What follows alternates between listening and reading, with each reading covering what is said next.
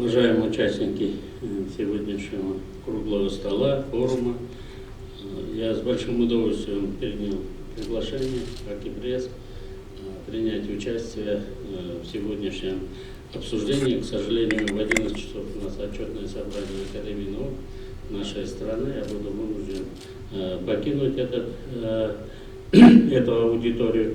Но наша команда вместе с вами будет работать. Всегда читаю АКИ-пресс, анализирую все те данные, которые вы даете. Вспоминаю, когда Алина впервые открывала это информационное агентство, мы тогда все были молоды, очарованы демократией, ждали чуда. Но с каждым годом АКИ-пресс не перестает удивлять, растет профессионализм, мужает агентство. И то, что вот сегодняшний круглый стол именно на площадке АКИ-пресс происходит, еще одно доказательство того, что информационное агентство при должном подходе и профессиональном подходе они могли бы стать нашими истинными путеводителями. Потому что кто владеет информацией, тот, конечно же, владеет ситуацией. Надеюсь, что АКИ-пресс никогда не будет снижать профессиональные свои требования как к своим журналистам, и количество подписчиков серьезных, она будет только увеличиваться. Честное слово, иногда не хочется смотреть уже социальные сети и отвечать на вопросы «сам дурак», не хочется уже давно, но жизнь заставляет, и мы отдыхаем, когда читаем АКИ-пресс, его аналитику. Особенно это касается экономических статей, анализов. Тазабек нам очень сильно помогает. Мы благодарим вас за такую помощь, надеемся на объективное освещение нашей работы в том числе. Сейчас мой коллега Алмаз Насердинович напомнил о том, что рост ВВП в прошлом году у нас был 7%, в этом году мы планируем этот уровень тоже выдержать, но для этого всем нам необходимо, конечно, переходить и на две другие составляющиеся ВВП. Мы в прошлом году по увеличению благосостояния нашего населения через увеличение пенсий, пособий и заработных плат, через улучшение администрирования, фискальную политику постарались также увеличить и государственные расходы. В этом плане, конечно же, можно и дальше продолжать, но, к сожалению, это дает только рост ВВП на уровне 3-5%, а чтобы было 7, 8, 9, 10, нам необходимо резко увеличить чистый экспорт и привлечь прямые инвестиции. На сегодня у нас открыт проектный офис строительства железной дороги Китай, Кыргызстан и Узбекистан. Надеюсь, в апреле у нас будет технико-экономическое обоснование, геологические изыскания уже завершены, так что мы из страны тупиковой, наверное, станем свидетелями уже при жизни нашей, что наша страна становится транзитной. И позвольте еще раз вас всех поприветствовать на сегодняшнем круглом столе, посвященном транспортным коридорам Центральной Азии, новые возможности для Казахстана. Центральная Азия является важным регионом для транспортных коридоров благодаря своему расположению на стратегически важном пересечении двух континентов. Недавно в Объединенных Арабских Эмиратах я об этом уже говорил, что Центральная Азия должна как единый экономический организм выступать единым фронтом. Только тогда мы будем интересны в глобальном мире. И такая возможность с каждым годом все больше и больше. Мы закончили все вопросы по границе с Узбекистаном. Надеемся, что в ближайшее время мы закончим и с Таджикистаном. По крайней мере, наше правительство и президент, уважаемый Садыр Нурбажевич, делает все возможное и невозможное в этом направлении. Расположение Кыргызстана на перекрестке нескольких основных транспортных путей, близость к Китаю, России и Казахстану, а также относительно легкий доступ к остальной части Центральной Азии делают ее идеальным центром торговли и транспорта. Кризис на китайском отражает идею о том, что даже в разгар кризиса или опасности всегда есть потенциал для роста, трансформации и позитивных изменений. Эта идея является мощным напоминанием нам о том, что даже самые трудные обстоятельства могут предоставить возможности для роста, и она стала популярной поговоркой как в китайской, так и в западных культурах. Кризис – это двигатель истории и прогресса. Перевернутая карта мира с точки зрения мировой экономики визуализирует страны в обратном порядке на основе их экономических показателей. В Австралии, кстати говоря, географию обучают именно вот на такой карте, так что мы ничего нового не открываем, но обращаем ваше внимание на это. Вместо традиционной карты, на которой крупнейшие экономики представлены самой большой территорией суши, на перевернутой карте показаны крупнейшие экономики с наименьшей территорией суши и самые маленькие экономики с самой большой территорией суши. Отсутствие выхода к морю по-прежнему неблагоприятно влияет на восприятие региона международными инвесторами, но экономические ветра сменились на попутные. Мы отходим от парадигмы выживания и концентрируем усилия в парадигме экономического развития.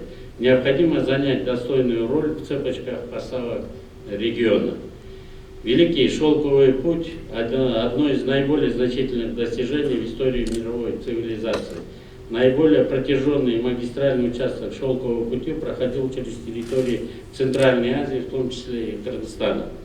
Занимая выгодное географическое положение на торговых путях и впитывая в себя культурные достижения Востока и Запада, Кыргызстан стал тем мостиком, который соединял Запад и Восток. Древние караванные дороги, пролегающие через Кыргызстан, всегда оставались неизменными. Кыргызстан являлся своеобразным хранителем горных ворот, и в то же время направления Великого Шелкового пути в течение тысячелетий постоянно изменялись. Самые первые упоминания о таможенных сборах на Великом Шелковом пути были найдены в арабских письменных источниках VII века. Таможенная пошлина взималась в размере от 2% от стоимости провозимого товара, и эта ставка сохранилась до XIX века, почти оставалась неизменной. Само слово «таможня» по одной из основных версий происходит от древнетюркского слова «тамга», означающее знак собственности и печать повелителя. Тамга у древних тюрков являлась гербом государства, им скреплялись государственные документы. Со времен Великого Шелкового пути кыргызы обеспечивали сохранность груза до пункта назначения. Если заплатил пошлину, то с тобой ничего не будет. То же самое пытаемся сегодня сделать и мы.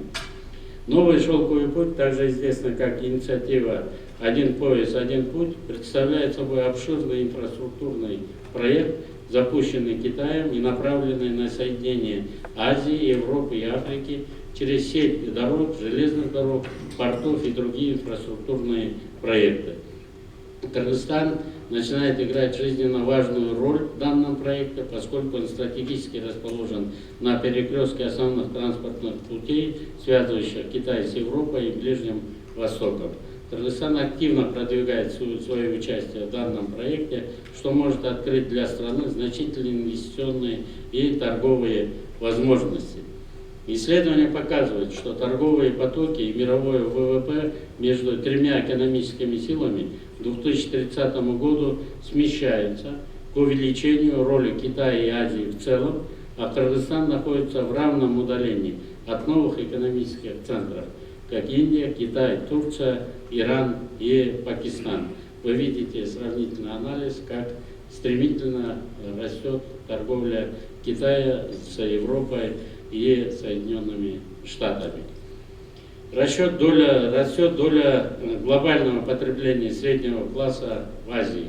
Огромные рынки, 4,5 миллиарда или 60% населения мира, 21 из 30 крупнейших городов мира, а это в Азии. Меняются торговые маршруты и цепочки поставок товаров. Сухопутные железнодорожные маршруты через Центральную Азию становятся более привлекательными. Как вы видите, здесь можно вернуться.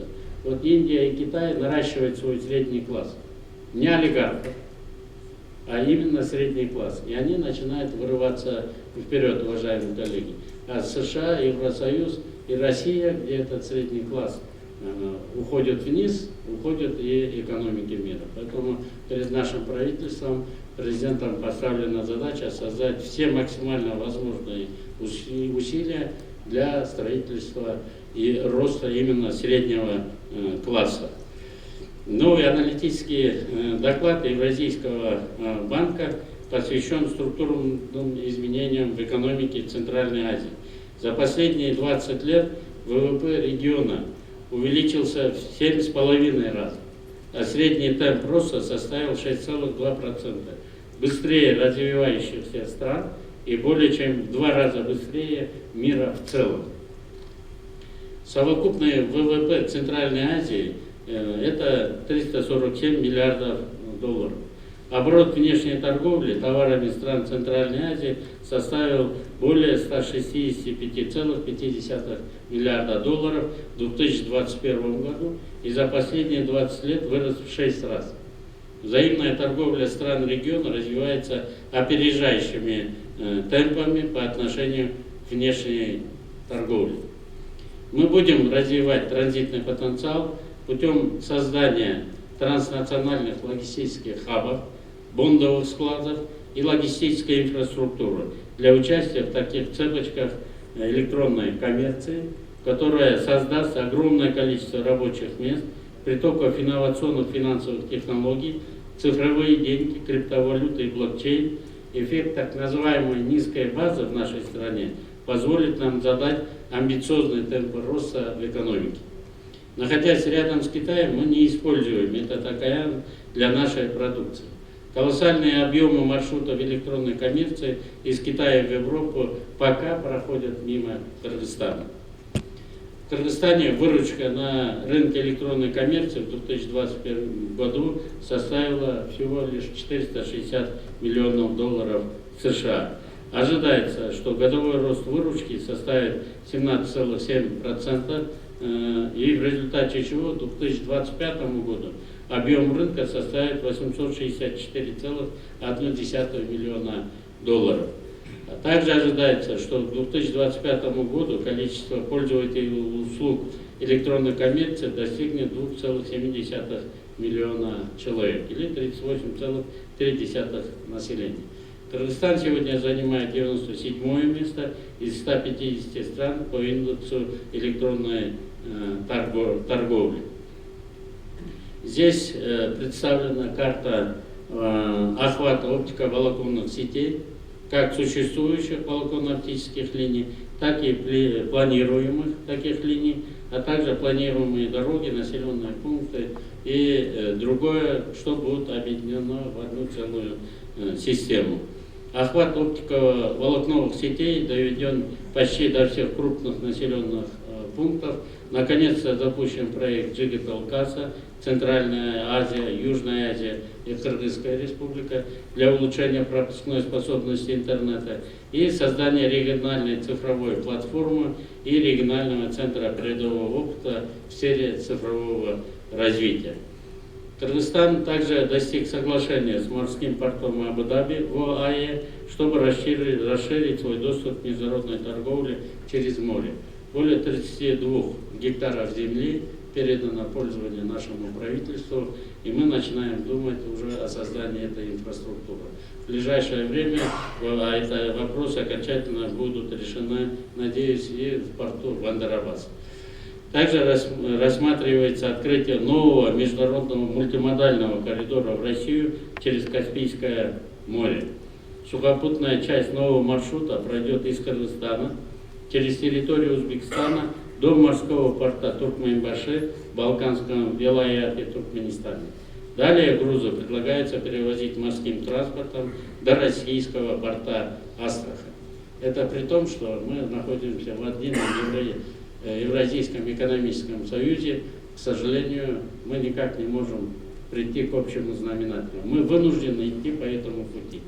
Но я думаю, мои коллеги из Казахстана наконец-то согласятся с тем, что 4 принципа свободы, свобода перемещения товаров в первую очередь, со всем остальным вроде у нас проблемы нет, она составляет основу создания этого Евразийского экономического нашего союза. А так мы вынуждены вот такие маршруты искать, к сожалению, к нашему глубокому. Но этот маршрут уже осваивается, и, надеюсь, в ближайшее время мы наконец-то дадим и альтернативу нашему бизнесу для поставки товаров в Россию. Для этого нам приходится вот такой маршрут осваивать. Малые страны на сегодня приобретают все большее значение, а эра стран, богатых природными ресурсами, постепенно подходит к закату. Те, кто может быстро адаптироваться к новым вызовам и изменениям, сейчас самые сильные.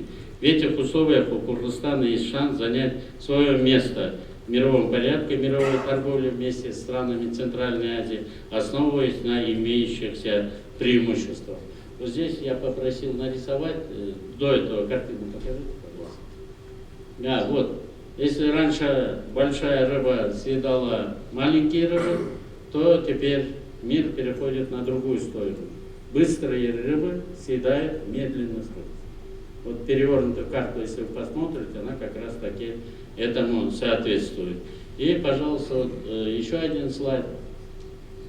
Вот я спросил, говорю, а вот это зеленые, это нефтедобывающие компании, уважаемые коллеги. Вот видите, здесь я спросил, а где тут наш любимый «Газпром»? Он говорит, ну неудобно показывать, маленькая точка получается. Поэтому идут вперед цифровые компании, интернет-компании, электронная торговля, и мы двигаемся именно в этом направлении. Уважаемые коллеги, я надеюсь, что на сегодняшнем круглом столе мы сможем обменяться мнениями, которые будут полезны как для нашего правительства, так и для правительств Центральной Азии. У нас одна только остается возможность странам Центральной Азии жить вместе и на глобальном экономическом рынке выступать как единое целое. Только тогда мы сможем представлять интерес для глобальных игроков в экономическом пространстве. Надеюсь, на сегодня это очень четко и ясно понимают премьер-министры стран, главы государств. Думаю, и бизнес, и наши народы тоже очень хотели бы мирно сосуществовать и не остаться на остальной территории отдельно. Очень важна и модна сегодня зеленая повестка дня. Вот верните к старым тропам Великого Шелкового пути.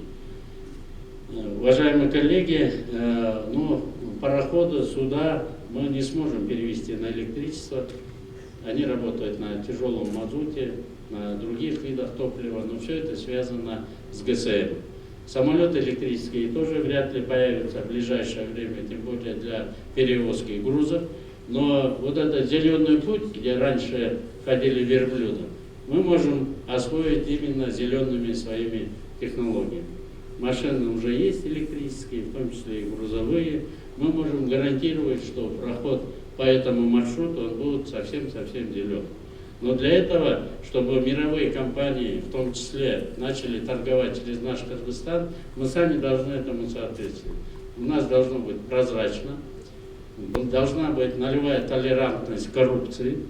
И всем нужно понимать, что если ты тут заплатил налоги, то больше никаких побочных эффектов, побочных издержков бизнеса не бывает на нашей территории. Если мы сможем это сделать, так же, как наши отцы и деды до 19 века включительно, если брали они пошлину 2% от стоимости, то больше никто не мог покуситься на этот товар.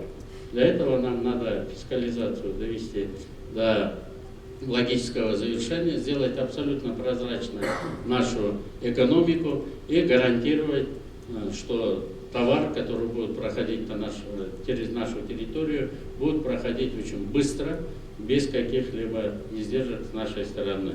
Правительство идет в этом направлении, и мы надеемся на помощь, в том числе и информационного агентства «Акипресс». Спасибо большое за внимание. Акылбек Касымович, я вас попрошу еще остаться. Если есть вопросы Акылбеку Касымовичу, учитывая, что времени мало. Мне еще есть 15 минут, в 11 просто. Два вопроса максимум, может 3. Да, можно вон там. Представьтесь, пожалуйста. Здравствуйте, меня зовут Игорь Голубев. заместитель председателя Ассоциации международных грузовых перевозчиков Кыргызской Республики. Я хотел бы, во-первых, поблагодарить за то, что вы помогаете расширять маршруты. Но у меня такой вопрос. Как государство хочет участвовать в Объединенных Арабских Эмиратах в портах? Они хотят строить за свой счет, привлекать инвестиции или призывать бизнес строить самим? И какая помощь будет от государства в этом плане? Мы идем параллельными путями. Я встречался с несколькими бизнес-структурами Объединенных Арабских Эмиратов. Мы предложили им половину нашей территории, чтобы они могли эксплуатировать, а рядом половину, чтобы мы могли это отстроить и работать дальше. В том числе мы хотим и сами вложиться туда через Кыргызско-Арабский фонд. Вы знаете, недавно закончена ратификация в парламенте, уставной капитал которого был $100 миллионов, и возможность выйти на финансирование достаточно льготное до $1 200 миллионов именно через Кыргызско-Арабские фонды на проекты развития. В первую очередь это, конечно же, будет порт в Абу-Даби. Мы с ними соглашение уже все подписали. Сейчас мы хотим такое же соглашение подписать с портом в Дубае. Максимальное количество бортов, которое они охватывают, это вот 90 где-то портов Абу-Даби. Порт она обслуживает, имеет терминалы, а дубайский порт он имеет 160 взаимоотношений с другими портами. И мы можем, если доставим товар до Дубая, то мы можем уже начинать торговать со всем миром. Эту часть, остальную, они берут на себя. В любом случае, мы сейчас вносим закон в парламент о возможности торговли вне нашей территории. То есть там будет на территории 32 гектаров юрисдикция кыргызского государства, и там будут таможники, и там они будут растамаживать. Все эти растаможенные товары, они могут, минуя Кыргызстан, попадать в другие страны. Это одно из таких направлений. Но и другое, конечно же, все товары, которые к нам идут со стороны азиатских стран, они могли бы там тоже обрабатывать и направлять в нашу сторону. В частности, вот новый маршрут, мы с ними сейчас ведем переговоры, чтобы они стали управляющей компанией, чтобы пересечение Узбекистана, Туркменистана и через Каспий. Кстати, они уже предложили один из своих сухогрузов. В ближайшее время, наверное, мы будем поднимать флаг. И наконец-то у нас один контейнеровоз кыргызский появится у Кыргызстана. Мы замахиваемся так же, как на Монголия, на место мировой торговли судами. Монголия имеет 3-й флот в мире, оказывается, по морским торговым судам. Они приняли морской кодекс и дают свой флаг тем или иным кораблям, судам, которые хотели бы под юрисдикцией Монголии плавать во всем мире. Там есть своя фишка, мы сейчас ее изучаем. Но вот если они станут управляющей компанией, то у нас никаких задержек не будет ни в Туркменистане, ни в Каспии. Там нужно 4 нам перевозчика, парома нужно большие. Они готовы эту часть взять на себя и грузы доставлять до Астрахани или до еще один порт из Каспии на территории России. Мы будем туда грузы тогда доставлять быстрее, чем через Казахстан. Глубоко, мое сожаление.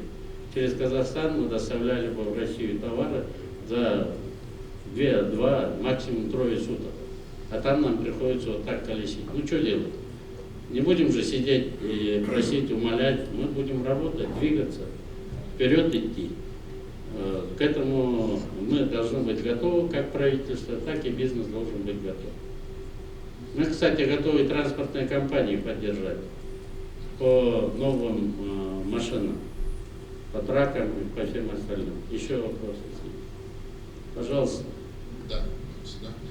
Я хотел бы прокомментировать вот все вопросы, которые поднимаются. Мы бы хотели обратную реакцию тоже получить в виде предложений. Прошу. Спасибо.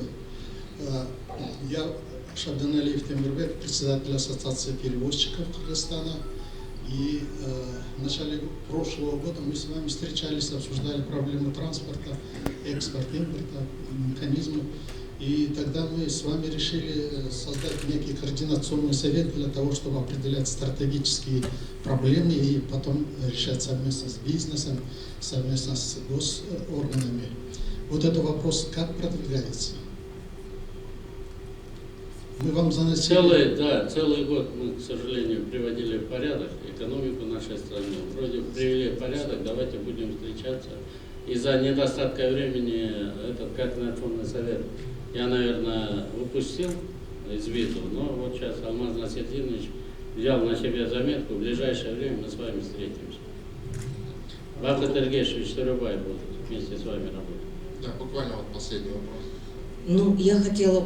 Гульнара Ускенбаева, президент Ассоциации поставщиков. Большое спасибо за вот новые перспективы и внимание государства, правительства к этим вопросам.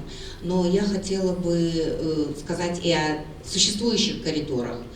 Вот, может быть, как-то попросить подключить МИД. У нас сейчас очень большие задержки на польской границе. Польша по 3, 4, 5 дней держит наши машины, именно кыргызские машины. Как, когда едут они в Европу, так и когда они едут оттуда. И мы не можем, ну, что мы в Европу сюда будем возить? Наркотики, что ли? Вот смысл держать машины. Причем, когда держат машины, ну, просто траки, это одно. Но держат же и рефрижераторы. А представьте, что такое 3-4 дня. Вот содействие МИДа. Да. Спасибо большое. МИД подключен, мы работаем в этом направлении. Но, к сожалению, то, что происходит на Востоке, имеет свои издержки. Мы пытаемся доказать, что мы независимое государство, которое имеет соглашение, дипломатический статус. И с Польшей мы в международных отношениях работаем отдельно. Пока мы это доказываем, пишем письма. Наш министр вылетел, в Евросоюзе тоже будут переговоры относительно этого, чтобы наших перевозчиков не задерживать. Так, Буквально последний вопрос. Да. Если можно, да, Владимир Семенович, я, конечно, хотел, сегодня 2 раза уже был озвучен Казахстан. Казахстан поддерживает любые альтернативные транспортные коридоры, это прерогатива государства. Касательно Казахстана, я просто хотел сказать, что вот благодаря совместным усилиям и вашим поручениям, Владимир Семенович, в этом году мы очень хорошо поработали и сократили, например, лжетранзит в 21 раз с 2019 года, ввоз товаров в адрес фиктивных получателей в 28 раз. В этом году уже такие у нас показатели хорошие. Все это позволило вывести из тени немалую часть взаимной торговли, и импорт из Кыргызстана в Казахстан увеличился на 42%. И в рамках взаимодействия наших стран достигнут ряд договоренностей для обеспечения прозрачной взаимной торговли. У нас специалисты еженедельно выезжают на границу, чтобы не было никаких заторов и свободно двигались автомобили и в Казахстан, и в Российскую Федерацию транзитом, и в Европу. Поэтому я думаю, что мы, ваше поручение еще в прошлом году, позапрошлом году было, мы работаем над этим, и с начала текущего года на 99% случаев кыргызскими перевозчиками уже выписывается СФ, и в текущем году все проверки сокращены, всего осталось сейчас 2% проверок, поэтому мы идем и ваши поручения исполняем. Поэтому Казахстан ни в коем случае не против альтернативы. Да, над всеми этими, но когда с Узбекистана машина за 2,5-3 суток доезжает до Москвы, а из Кыргызстана, который является членом экономического союза, в течение 11-14 дней, это начинает немножко волновать наш бизнес. Мы с Гульнарой встречаемся, мы говорим, и с нашей стороны есть недостаток. Мы не можем электронные счета, фактуру правильно пока оформить. Перевозчики вынуждены из-за малых объемов груза совмещать, комбинированный груз вести. И в этом направлении, наверное, придется правительству самому таможенный терминал класса построить, с тем, чтобы у нас было однотипное имущество, которое мы перевозим. У меня просьба к перевозчикам, надо как-то скооперироваться.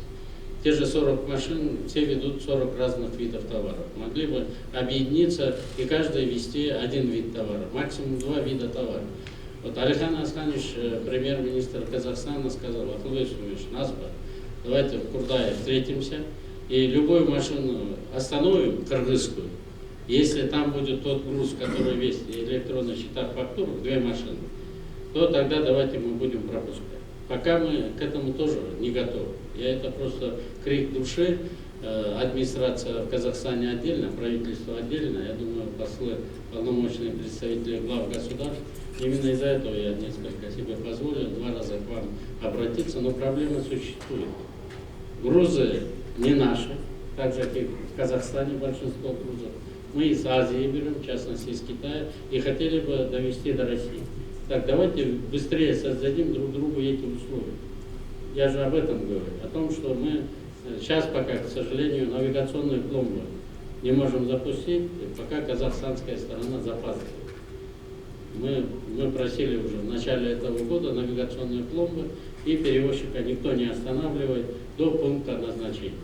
Если мы это отработаем, то тогда все эти вопросы снимутся.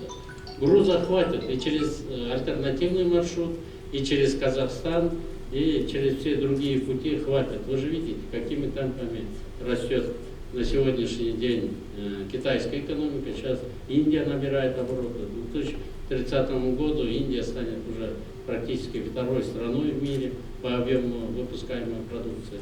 Поэтому нам надо просто вместе решать эти проблемы. Последние 1,5 года мы решаем, вот эти все данные есть, но хотелось бы еще лучше эти вопросы решить, чтобы не было претензий у нашего бизнеса.